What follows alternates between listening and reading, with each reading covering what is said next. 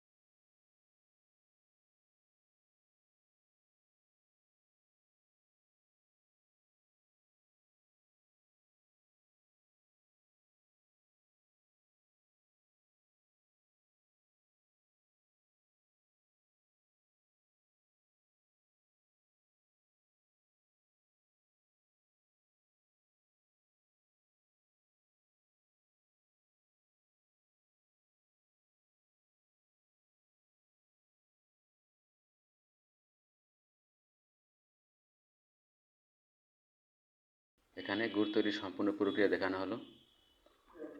আপনারা যদি কেউ বলতে পারেন বা প্রমাণ করতে পারেন এই আখের গুড় কোনো ঝামেলা আছে বা কোনো ভেজাল আছে, আমি আপনাদের টাকা ফেরত দেব, প্লাস আপনারা আমার বিরুদ্ধে আইনানুগ ব্যবস্থা গ্রহণ করবেন।